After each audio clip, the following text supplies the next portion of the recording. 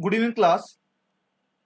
तो आज हम एक नई लेक्चर सीरीज स्टार्ट कर रहे हैं, एनसीईआरटी लेक्चर सीरीज। आज लेक्चर 1 है और हम हिस्ट्री से स्टार्ट कर रहे हैं। 6th क्लास की history, our past, chapter 1। This session is taken by me, Harsh Bansal, IRS। तो जो ये लेक्चर सीरीज स्टार्ट करने का मेन मोटिव क्या है, क्योंकि अगर आप देखोगे जो एनसीईआरटी है, ये द बेसिक बुक्स। एनसीईआरटी की फुल फॉर्म ये है, national council of education research and training. तो मींस ये एजुकेशन के डोमेन में बहुत अच्छी रिसर्च करती है, तो उसी रिसर्च के बेसिस पे ये बुक्स बनाई, एनसीईआरटी बुक्स। तो एनसीईआरटी बुक्स जो एक बहुत ज्यादा रेलेवेंट है स्टूडेंट्स के लिए, भले ही वो यूपीएससी की तैयारी कर रहा है, भले ही वो स्टेट पीएससी की तैयारी कर रहा है, और भले ही कोई गवर्नमेंट एग्जाम की तैयारी कर रहा है। तो एनसीईआरटी बुक्स बहुत रेलेवेंट है।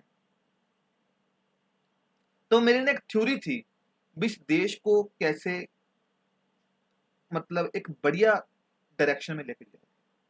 तो मुझे काफी इस पे जब मैंने सोचा तो मुझे लगा भी अगर देश की education, free education plus quality education ये हो जाए तो ये देश अपने आप एक बढ़िया डायरेक्शन में चला जाए। Quality education plus moral education. तो हमारे, जब आपने सुना होगा, देखा होगा, जो हमारे गुरुकुल्स थे, तो वो क्या करते थे, वो ओवरऑल डेवलपमेंट करते थे एक किसी भी स्टूडेंट। तो उसी एक जो ट्रेडिशन थी उसी को मैं कंटिन्यू कर रहा हूं एडु गुरुकुल के एक इनिशिएटिव से, तो जो मेरा लेक्चर होगा, जो एनसीईआरटी के लेक्चर सीरीज है, भले वो 6th क्लास का बच्चा देख रहा है और भले कोई स्टूडेंट आईएएस की तैयारी कर रहा है, दोनों को समझ आएगा, इतने बेसिक लेवल से मैं पढ़ाऊंगा। तो अभी हम, और ये आपको पता ही है जो एडु गुरुकुल का, ताकि मेरा जो जो हमारा ड्रीम है, डेमोक्रेटाइजेशन ऑफ एजुकेशन, वो पूरा हो सके। एजुकेशन सभी को मिल रही है विदाउट एनी रिस्ट्रेंट। ऐसा नहीं है जिनके पास पैसा है उन्हीं के पास क्वालिटी एजुकेशन है। You just need a good internet connection. Good भी क्या, आजकल तो जियो के कारण सब फ्री है, और क्वालिटी एजुकेशन की रिस्पॉन्सिबिलिटी हम लेते हैं। तो आज का हम जो एनसीईआरटी है वो देखते हैं। तो ये हमारा जो पहला चैप्टर है, what, where, how and when. ये फर्स्ट चैप्टर है, आवर पास्ट। जो एनसीईआरटी है, आवर पास्ट, जो एनसीईआरटी है आवर पास्ट 1, उसका ये फर्स्ट चैप्टर है। तो कभी आपने सोचा भी, हम चलो ठीक है सर, आप हिस्ट्री की एनसीईआरटी पढ़ा रहे हो, बहुत अच्छी बात है, लेकिन हिस्ट्री हमें क्यों पढ़ रहे हैं? क्योंकि हिस्ट्री तो कल की बातें हैं, कल की बातें कल में रहने दो, आज क्यों पढ़ रहे हैं? तो हिस्ट्री आज के हम इसलिए पढ़ रहे हैं ताकि हमें जो आज के टाइम की प्रॉब्लम्स है, जैसे इंडिया में कास्ट सिस्टम की प्रॉब्लम है, ताकि जो भी प्रॉब्लम्स है हमें उनका हिस्टोरिकल ओरिजिन पता चल सके हमारे। क्योंकि जब हिस्ट्री से बंदा, एक हिस्ट्री जब पता होती है, तो एक आदमी को अपने पूरी मतलब जो कल्चर है उस पर प्राउड फील होता है कि हमारा कितना ग्रेट कल्चर। और हिस्ट्री से कुछ लेसन सीख सकते हो, जो कि हो गई, history is a very good teacher. जैसे कि नेपोलियन बोनापार्ट थे, तो उन्होंने क्या किया था, बहुत मतलब मिडिल क्लास का लड़का था, लेकिन पूरे यूरोप को आगे लगा के बैठ गया था, नेपोलियन बोनापार्ट। तो उन्होंने क्या किया था, उनसे एक गलती हुई थी, उन्होंने रशिया को विंटर में इन्वेड कर दिया और वो डिफीट हो गया। अब फिर आए 1940s में अडोल्फ हिटलर। तो अब उन्होंने हिस्ट्री नहीं पढ़ी थी, भी जो नेपोलियन ने गलती की वही उन्होंने गलती की। तो history is a very good teacher. History आपको जो गलतियां पुरानी हुई हैं वो आपको करने से बचाता है।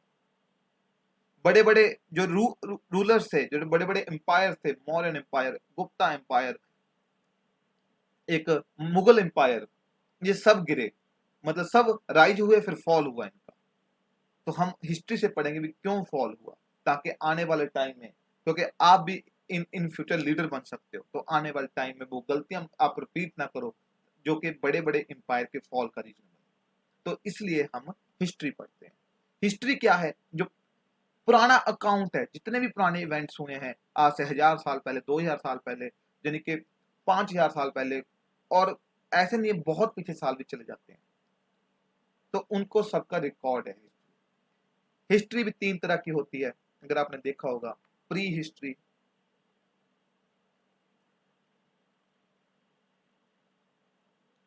प्रोटो हिस्ट्री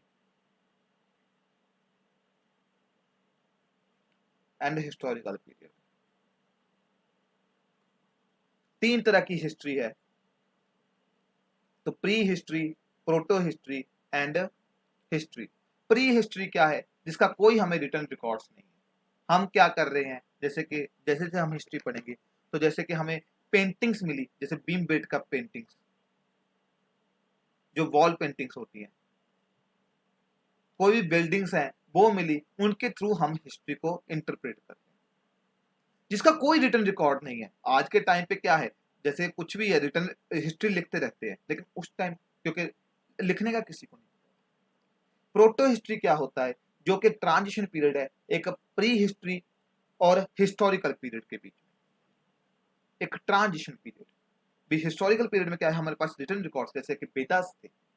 तो प्रोटो हिस्ट्री के एग्जांपल क्या है? इंडस वैली सिविलाइजेशन, जिसमें जो सील्स मिली हैं, तो आपने वहां पे देखोगे अगर इंडस वैली सिविलाइजेशन की सील, तो उसमें कुछ स्क्रिप्ट लिखी हुई, वो हमसे डेसिफर नहीं, डेसिफर मतलब हमें उनका मीनिंग नहीं पता। तो इसलिए आज हम हिस्ट्री का फर्स्ट चैप्टर करते हैं। द फर्स्ट चैप्टर है but where how and when. तो ये हिस्ट्री का जो चैप्टर स्टार्ट होता है, एनसीईआरटी मतलब बड़े ही सही ढंग से स्टार्ट कर रहा है।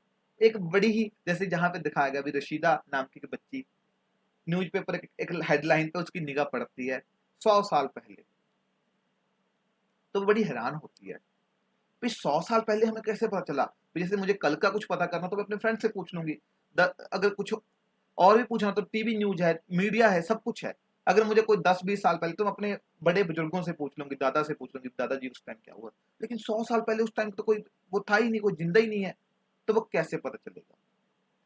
तो रशीदा जब क्वेश्चन पूछती है, तो एनसीईआरटी रशीदा के क्वेश्चन का एक आंसर करने की, जो रशीदा सोच रही है उसका आंसर देने की कोशिश कर रही है। तो what can we know about the past. तो पास्ट के बारे में हमें कैसे क्या कुछ पता कर सकते हैं, पास्ट के बारे में पता कर सकते हैं भी उस टाइम किस तरह के कौन कौन लोग थे। जैसे कि इसमें देखा होगा, hunter, herders, farmers, rulers, merchant, priest, craft person, artist, musician, scientist, इन सबकी लाइफ के बारे में पता कर सकते हैं। उस टाइम के लोगों का कल्चर क्या था, लोग कैसे रहते थे। जैसे जैसे आप पढ़ते जाओगे ना, तो सारी जो आपकी दिमाग में क्वेश्चन है वो सॉल्व होते जाएंगे भी। उस टाइम के लोग रहते कैसे थे, क्या ऑक्यूपेशन था, बच्चे कौन सी गेम्स खेलते थे, क्या खाते थे, कौन सा धर्म वो फॉलो करते थे, ये सब हम कौन से उनके शहर कैसे थे, गांव कैसे थे, ये सब हम हिस्ट्री के थ्रू पता कर सकते हैं। तो पहला क्या आता है, where did the people live. तो अगर आपने देखा होगा, पीपल कहाँ पे रहेंगे अर्लियर एज में। अभी तो क्या है, हमारे पास शहर है, शहरों में रह सकते हैं, लेकिन उस टाइम शहर नहीं थे। तो अर्लियर जैसे ये नदी बह रही है, तो इसके किनारे पे जो भी ये अपने घर बनाकर रहते थे। अब आप कहोगे सर ये किनारे पे क्यों रहते हैं घर बनाकर? तो किनारे पे घर बनाकर इसलिए रहते थे, जो जो जो रिवर्स के बैंक्स होते हैं, तो इन पे इसलिए रहते थे क्योंकि इनको, अब देखिए अगर रहना है वहां पे, तो क्या चाहिए इनको, इनको वहां पे चाहिए फूड, चाहिए फिशिंग, चाहिए वाटर चाहिए, तो ये सब रिवर दे देते थे। और इसीलिए जब ये रिवर से इतना कुछ मिलता था, तो एंड में ये रिवर को पूजा करते थे। और इसीलिए आज भी वो ट्रेडिशन कंटिन्यू है। हम गंगा माँ को पूजा करते हैं, हम नर्मदा माँ को पूजा करते हैं, हम जो भी जितने भी रिवर्स है सभी को माँ का दर्जा दिया है, क्योंकि जैसे माँ एक बच्चे को सब कुछ देती है, वैसे रिवर्स हमें सब कुछ देते थे। और इसीलिए लोग कहाँ रहते थे, रिवर्स के बैंक्स पे। बैंक्स मीन किनारे रिवर के। तो पीपल जहाँ पे सेवरल थाउजेंड ईयर्स तक रहे, तो नर्मदा ये कह रहा है, नर्मदा देखो मैप में। तो अर्लियर लोग कैसे रहते थे, आपका क्वेश्चन होगा आज के टाइम पे तो लोग सॉफ्टवेयर इंजीनियर ये, तो उस टाइम कंप्यूटर वगैरह थे, उस टाइम लोगों का सिर्फ दो काम था, हंटिंग एंड गैदरिंग।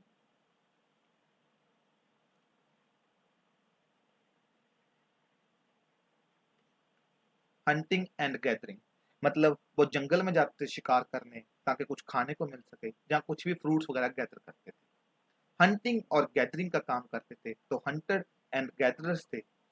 ऐसा आपको कभी सर ऐसा अभी भी है आज के टाइम पे? तो अगर आज के टाइम पे आप देखोगे अंडमान निकोबार में कुछ ट्राइब्स अभी भी हैं जो इस तरह हंटिंग और गैदरिंग करते हैं, अंडमान निकोबार। तो ये कह रहा है नर्मदा रिवर कहाँ पे है मैप पे? तो नर्मदा रिवर ये देखिए, ये मैप है हमारा। तो जहाँ पे ये नर्मदा रिवर, तो जहाँ पे ये देखिए ये मैप है पूरा, मैं इसको जूम कर देता हूँ।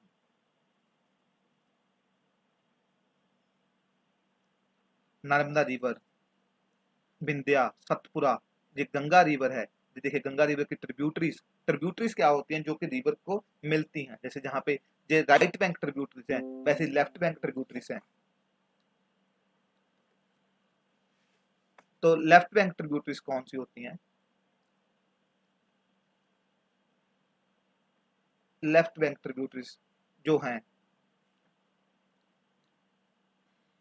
वो क्या कर रही हैं जहाँ पे?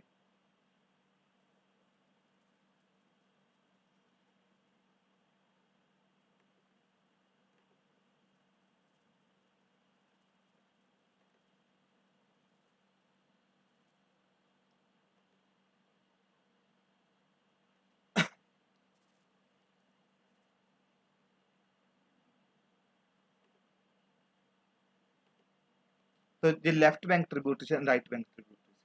जैसे जहाँ पे राइट बैंक अगर गंगा की ट्रिब्यूटरी याद करनी है, तो मैंने अपनी प्रेपरेशन के देखा था, राम जाने गोमती का गागरा गंदा कैसे। तो राम गंगा जाने गोमती रिवर, गोमती, गागरा गागरा रिवर, गंदा Gandak river and Kosi river. तो इस तरह आप गंगा की जो इसी तरह थोड़े थोड़े निमोनिक्स याद करते रहिए ताकि आपको ट्रिब्यूटरी याद हो। तो ये नर्मदा रिवर है, गंगा रिवर है, ये देखिए ये इंडस वैली रिवर है।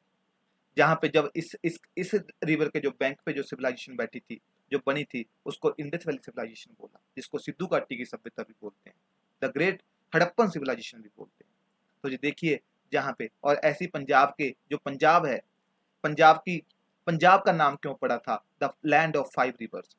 पंज आब मीन्स द लैंड ऑफ पंज, फाइव आब means waters, the land of five waters. लेकिन आज अगर देखोगे पार्टीशन के टाइम जो 1947 में पार्टीशन हुई थी, तो कुछ रिवर्स उधर रह गए और हमारे जहाँ पे सिर्फ पंजाब में तीन रिवर्स हैं, सतलुज, रावी, ब्यास, चुनाव और झेलम पाकिस्तान में चले गए। तो इस तरह के डिफरेंट डिफरेंट रिवर्स हैं। तो ये आप देखिएगा, तो इसने हमें नर्मदा रिवर ढूंढने को कहा था, ये नर्मदा रिवर है। अभी ये जो एनसीईआरटी बुक्स में क्या कह रहा है, भी सुलेमान एंड किरथार हिल्स देखो। तो सुलेमान एंड किरथार हिल्स ये रही, सुलेमान एंड किरथार हिल्स। तो सुलेमान एंड किरथार हिल्स में क्या था, भी जहाँ पे some of area where women and men first began to grow crops such as wheat and barley about 8000 years ago। तो जो बीट एंड बार्ले जो क्रॉप्स थी अर्लियर टाइम में, वो वहां जहां पे लोगों ने ग्रो करनी स्टार्ट की, उसी टाइम ये क्या कह रहा है, गारो, ये गारो खासी जैतिया, ये तीन हिल्स हैं जहां पे गारो हिल्स दिखाई हुई हैं, लेकिन यहाँ पे तीन हिल्स है, गारो खासी जैतिया, और इन्हीं हिल्स के नाम पे तीन ट्राइब्स हैं जहां पे गारो खासी जैतिया ट्राइब। तो ये गारो हिल्स हैं, तो गारो हिल्स जो नॉर्थ ईस्ट में है, तो गारो हिल्स में क्या है, ये आगे देखियोगे आप, एनसीईआरटी में बता रहा है। गारो हिल्स में क्या था, जहां पे एग्रीकल्चर डेवलप हुई थी स्टार्टिंग में, और जो विंध्या था, जो विंध्या ये रहा विंध्या, तो जहां पे राइस, तो जहां पे बीट एंड बार्ले अर्लियर कहां पे था, बीट एंड बार्ले, जो बीट एंड बार्ले था वो कहां पे था, सुलेमान एंड किरथार हिल्स पे। जो एग्रीकल्चर हुई वो गारो हिल्स में, और जो राइस सबसे पहले हुए वो विंध्या जो हिल्स थी वहां पे हुई। तो ये देखिए, अब वो बोल रहा है भी इंडस वैली सिविलाइजेशन के जो जो इंडस रिवर है उसके बैंक्स पे कौन सी सिविलाइजेशन थी, इंडस वैली सिविलाइजेशन। वो क्या थी वो हम आने वाले चैप्टर्स में देखेंगे। और जैसे गंगा रिवर था, गंगा के साउथ में एक पावरफुल महाजनपद, महाजनपद क्या होता है एक वो मैं बताऊंगा आपको जैसे जैसे हम पढ़ेंगे कि महाजनपद कैसे हुए थे। तो महाजनपद मगध का जहाँ पे वो हुआ, तो मगध सबसे पावरफुल महाजनपद था। तो उसका एक रीजन भी बनता है मगध सबसे पावरफुल महाजनपद क्यों बना। तो ये सब चीजें इसमें जे एनसीईआरटी में बता रहे हैं। तो उसकी जो रिवर की ट्रिब्यूटरी है सोन, वो जे रही सोन ट्रिब्यूटरी, तो ये भी एनसीईआरटी में बताया। तो फर्स्ट चैप्टर अभी बेसिक चीजें आपको बता रहे हैं। तो अभी क्या था, जैसे कि आपने देखा होगा भी लोग ना एक जगह से दूसरी जगह क्या करते हैं, माइग्रेट करते हैं। ठीक है, क्योंकि माइग्रेशन क्यों करते हैं, जैसे कि एज ए स्टूडेंट कुछ स्टूडेंट्स पेपर की तैयारी करने के लिए बाहर जाते हैं, तो उस माइग्रेशन क्यों कर रहे हैं, एजुकेशन के लिए जा रहे हैं एक शहर से दूसरे शहर। उसी तरह कुछ लोग वैसे ही माइग्रेशन करते थे, कुछ लोग जैसे गांव में अच्छा काम नहीं मिलता तो वो शहर में जाते हैं ताकि उनको काम मिल सके। इस तरह जहां पे भी लोग काम जाते थे with search of the livelihood, या कई बार क्या होता है फ्लड्स आ गए, ड्रॉट्स आ गए, वहां पे फसल नहीं है तो दूसरी जगह पे वो हो गई। और इसी तरह कुछ जो रूलर्स थे वो अपनी लैंड को विन करने के लिए, मतलब कोई लैंड को जीतने के लिए, अटैक करने के लिए माइग्रेशन करते थे, तो ये माइग्रेशन। और कुछ लोग एडवेंचर के लिए माइग्रेशन करते थे, लेकिन कुछ लोग स्कॉलर्स भी थे जो स्टडी करने के लिए आते, जैसे काफी चाइनीज स्कॉलर्स आए जो बुद्धा की स्टडी करने के लिए आते थे। लेकिन अगर आप देखोगे मतलब क्या होता था, हिल्स माउंटेन्स एंड सी क्या थे, हमारे हमारे नेचुरल फ्रंटियर्स थे। तो ये देखिए जहां से कैसे आ गए, जहां पे बहुत बड़ा सी है, और जहां पे अगर ऊपर से आना है तो जहां पे हिल्स है, रिवर्स है, तो एक तरह का हमें जो सेफ्टी थी, हमारी ज्योग्राफी इतनी अच्छी है भी हमें ना सेफ था, हमारे पे कोई अटैक नहीं कर सकता था। लेकिन अगर आज के टाइम पे देखोगे, चाइना ने जहां पे काफी सारी इंफ्रास्ट्रक्चर डेवलप कर ली है इस एरिया में, तिब्बत एरिया, इसको तिब्बत बोलते हैं, जहाँ पे जो नेपाल है, ये नेपाल हो गया, और ऊपर तिब्बत है, तो जहाँ पे काफी इंफ्रास्ट्रक्चर डेवलप कर ली है। तो आज अगर आप देखोगे रिसेंटली जो गलवान वैली का इंसिडेंट हुआ, गलवान वैली, जहाँ पे चाइना की फोर्सेस से लड़ते लड़ते हमारे 20 जो आर्मी के जवान थे वो शहीद हो गए। तो अर्ली टाइम में जो नेचुरल फ्रंटियर्स थे, इसलिए जहाँ पे कोई अटैक नहीं होता था इधर से, लेकिन आज के टाइम पे चाइना ने इतनी ज्यादा टेक्नोलॉजी में एडवांसमेंट आ गई, तो चाइना जहाँ से एंटर करता है। तो ये सब चीजें मतलब ये लोग ट्रैवल क्यों करते थे, ये सब चीजें हैं। तो अब देखिए जब क्या होता है, आप अभी जाते हो कहीं, वो करो पंजाब का बंदा है वो कहीं जा रहा है दिल्ली में, फिर जहां पे कोई बिहार का बंदा वो भी दिल्ली में आ रहा है, जहां पे बंदा है यूपी का वो भी दिल्ली में आ रहा है, कोई साउथ इंडिया का है वो भी बंदा दिल्ली में आ रहा है। तो देखिए जहां का इनका कल्चर फूड क्या है, डोसा, जैसे बिहार और यूपी बिहारी का लिट्टी चोखा, पंजाब का परांठे। तो लेकिन जहाँ पे क्या होता है, इंटरमिंगलिंग ऑफ कल्चर, एक दूसरे के कल्चर के बारे में जानते हैं। जैसे मैंने कभी लिट्टी चोखा नहीं खाया, लेकिन मेरे कुछ बिहार के दोस्त थे तो उन्होंने मुझे टेस्ट करवाया लिट्टी चोखा, और एक टाइम पे ऐसा था मैं डेली लिट्टी चोखा खाने लग गया।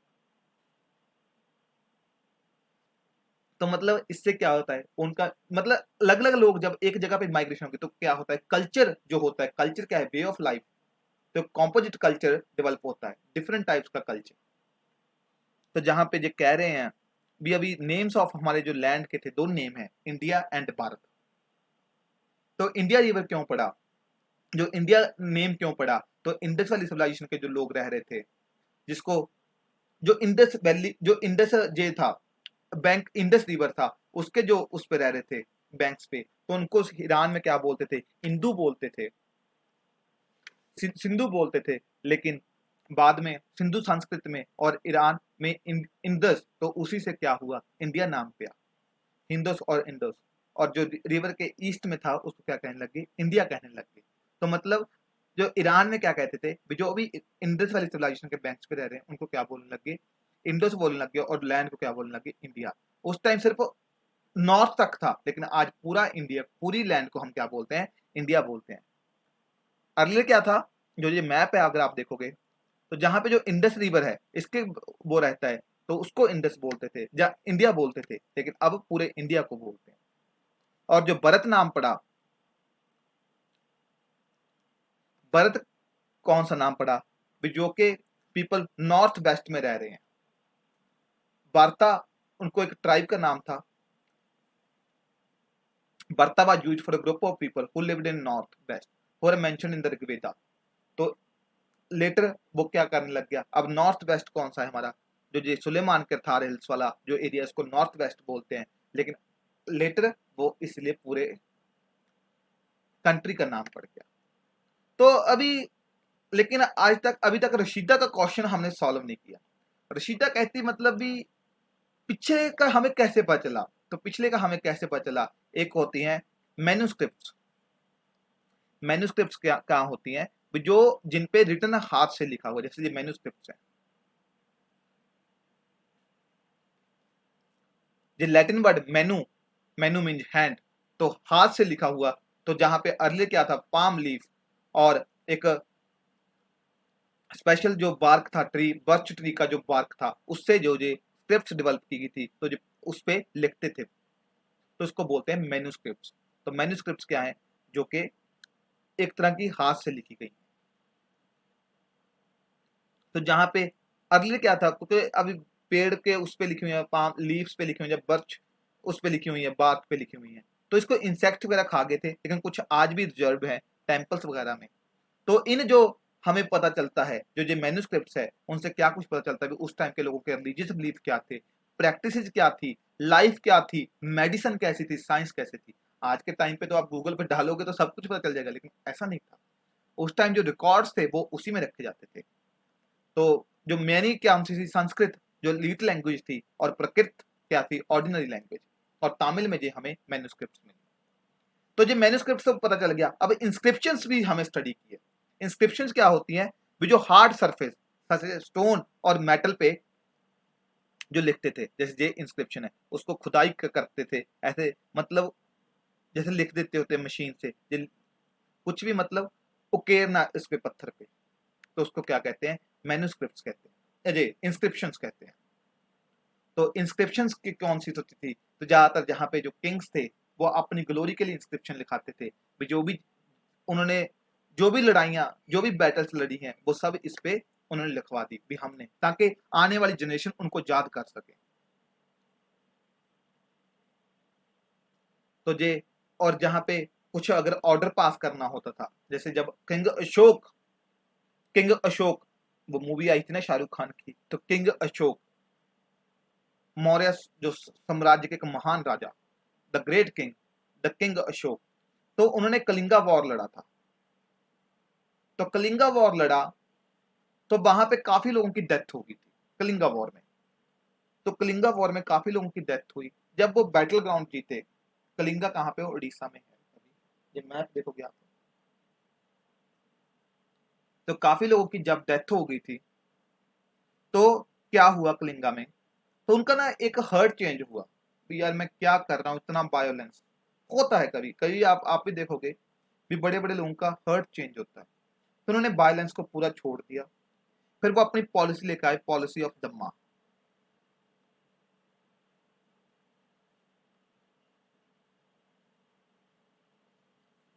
पॉलिसी ऑफ दम्मा क्या थी, भी लोगों को एक आइडियल लाइफ, एक अच्छी लाइफ कैसे जीनी है। तो पॉलिसी ऑफ दम्मा में उन्होंने क्या किया, कुछ रूल्स लेकर आए भी जो लोगों को फॉलो करने थे। तो उन्होंने वो रूल्स क्या किए, एक तो आयरन पिलर्स पे लिखवाए, और कुछ स्टोन्स पे लिखाए, जो स्टोन एडिक्ट्स जिसको बोलते हैं। तो ये देखिए ऐसा ही एक स्टोन एडिक्ट। तो उन्होंने क्या किए, जहां पे रास्तों में लिखवा दिए बड़े बड़े पत्थर, उन पे रूल लिखवा के, तो ऐसे ही कंधार के एक अफगानिस्तान के रास्ते में जब पड़ा है। तो ये इंस्क्रिप्शन क्या थी, जो हार्ड सरफेस पे लिखा जाता था, जब मेटल पे लिखा जाता है। तो अब देखिए हमें पास्ट के बारे में कैसे कैसे पता चल रहा है, मैन्युस्क्रिप्ट से पता चल रहा है, इंस्क्रिप्शन से पता चल रहा है। तो और एक और चीज थी, भी जो पुराने ऑब्जेक्ट्स थे उनको जो स्टडी करते थे उनको बोलते थे आर्कियोलॉजिस्ट। तो जैसे पुरानी कोई बिल्डिंग्स हैं, जब पुराने कुछ स्कल्पचर्स हैं, जो भी कुछ पुराना या कुछ भी आपने खुदाई की, तो जो भी पुरानी चीजें मिले, tools, weapons, pots, pans, ornaments, तो उनके थ्रू आप लोगों की लाइफ के बारे में पता करते थे। तो उनकी भी एक इसमें कार्बन डेटिंग होती है। तो ये कार्बन डेटिंग क्या है, जो मैं आपको आगे बताऊंगा, क्योंकि अभी जो मैं कंफ्यूज नहीं करना चाहता आपको, जिनके बारे में हमें पता चलता था भी इनकी लाइफ कितने साल पुराने हैं। एक बस ये याद रखिए भी साइंस की एक टेक्निक होती है जिसके बारे में पता चलता है भी कोई भी ऑब्जेक्ट कितना पुराना है। तो जी देखिए इंस्क्रिप्शन से जो हमने वो आर्कियोलॉजी ने वो सामान ढूंढा, तो वो पोर्ट्स मिले, सिल्वर कॉइन्स मिले, डिफरेंट डिफरेंट चीजें जो जो भी सब कुछ मिला। आर्कियोलॉजिस्ट और भी क्या देखते थे, बॉन्स देखते थे, प्लांट्स के रिमेन्स देखते थे लोग उस टाइम क्या कुछ खाते थे, कैसे रहते थे, कौन कौन से जानवर डोमेस्टिकेट किए हुए थे और कौन कौन सी फूड खाते थे, जो सब क्या है।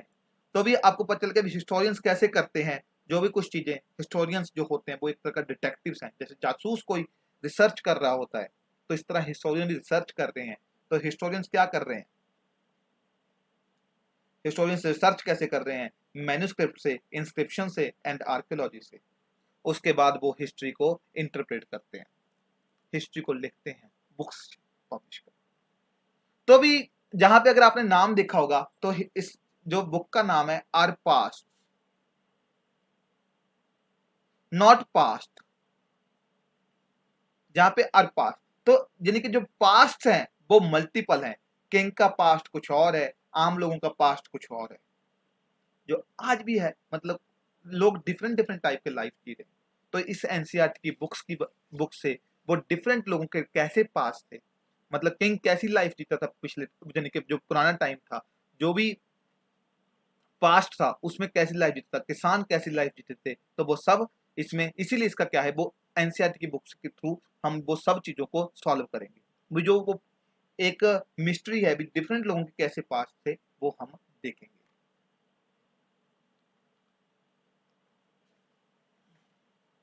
तो अर्लियर क्या होता था, जो किंग्स थे वो तो अपना पास्ट क्या कर लेते थे, वो तो अपने रिकॉर्ड्स वगैरह सब लिखवा देते थे, जैसे रिकॉर्ड रखते थे, बड़े बड़े ग्रंथ लिखवा दिए, जहाँ वो पत्थरों पे लिखवा दिया, कुछ बिल्डिंग्स बनवा दी, लेकिन आम लोग नहीं रखते थे। तो आम लोगों के हम, तो उनके किंग्स के पास्ट के बारे में तो हम उनको रिसर्च कर ले, आम लोगों के थ्रू हम कैसे करते हैं आर्कियोलॉजी, या कोई फॉरेन ट्रैवलर्स के अकाउंट्स देखते हैं, फिर कोई फॉरेन का बंदा आया उसने देखा और लिखा भी आम लोग कैसे रह रहे हैं, तो इस तरह।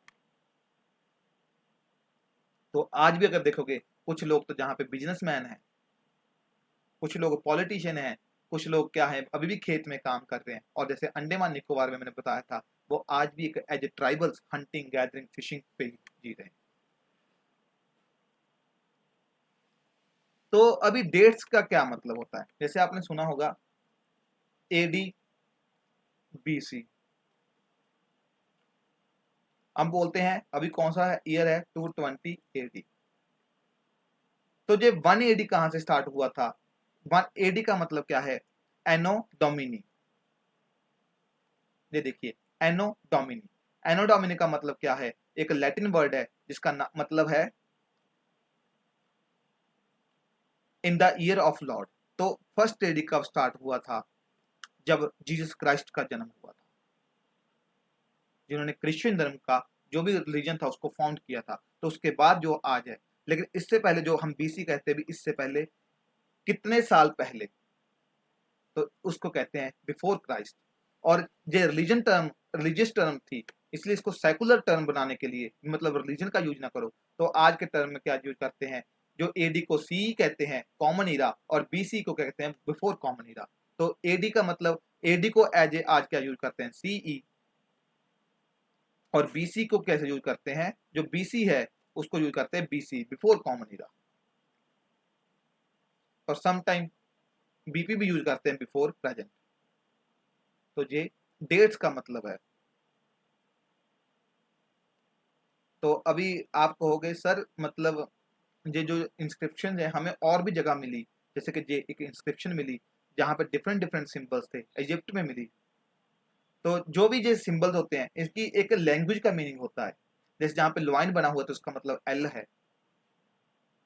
तो मतलब इन जो जी स्क्रिप्ट्स हैं, इनको जो सिंबल्स हैं, इनको जब हम देखते हैं इनका मीनिंग क्या है, उसको क्या बोलते हैं, डेसिफरमेंट। तो देखिए, जैसे जो इसको जब डेसिफर किया गया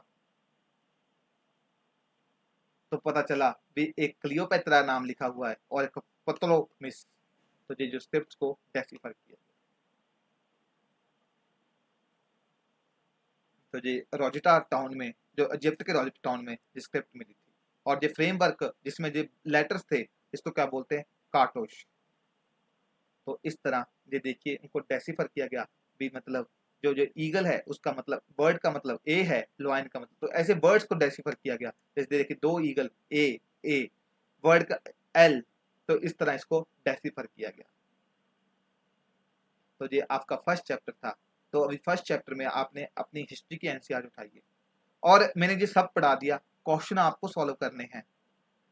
भी मतलब ये match the following, list one major difference between manuscripts and inscriptions. तो मैन्युस्क्रिप्ट्स और इंस्क्रिप्शन में क्या डिफरेंस है ये आपको बताना है। ये इंस्क्रिप्शंस कहाँ पे होती थी, मैन्युस्क्रिप्ट्स कहाँ होती थी, लीफ और बर्च पे होती थी, लेकिन इंस्क्रिप्शन कहाँ पे होती थी, हार्ड सरफेस पे होती थी। तो अब आपको रशीदा का आंसर दे सकते हो। रशीदा, जो आप कहते हो भी हम 100 साल पहले क्या हुआ था वो कैसे पता चला, 100 साल पहले कैसे पता चला, इंस्क्रिप्शन की स्टडी से पता चला, मैन्युस्क्रिप्ट की स्टडी से पता चला, एंड आर्कियोलॉजी से पता चला। आर्कियोलॉजी जिसमें पुराने ऑब्जेक्ट्स जो ढूंढते हैं उनको रिसर्च करते हैं। तो इन क्वेश्चन के आप आंसर दीजिए।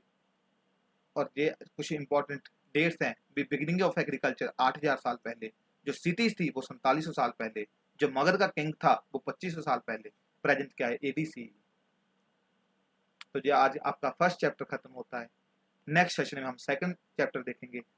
जो सेकंड चैप्टर कौन सा है इसका, on the trail of earliest people. तो अर्लीस्ट पीपल की बारे में हम देखेंगे। तो थैंक यू क्लास। बाकी प्लीज़ ये वीडियो को शेयर कीजिए ताकि जो हमारा एजू गुरुकुल एक इनिशिएटिव है वो एक सक्सेसफुल हो सके और एक इंडिया में एक एजुकेशन रेवोल्यूशन आ सके। Thank you class.